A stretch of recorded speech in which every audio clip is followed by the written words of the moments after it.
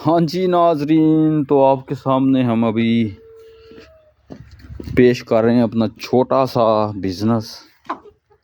Daily base पे मैं इनकी वीडियो अब डालना शुरू हो गया हूँ। अच्छा, ये मसला ये है कि अभी तकरीबन 1 घंटा हुआ है इनको बंद किया है, तो दोबारा से इनको मैं ना खोलने लगा हूँ। लेकिन इनको ये है कि ये देखा, इसके काम देखो, ये मुर्गा है, तो अपनी सारी मेडिसिन वगैरह भी इसने जो है ना वो ख़राब कर दी है। ये इसको ये है कि वह मुझे जल्दी से बाहर निकाल, तो जी बाहर निकालते हैं इनको। लो अभी इनको हम डालते हैं जी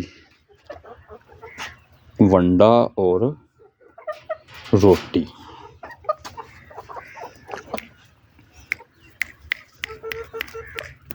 ये दोनों बड़ी प्यारी हैं,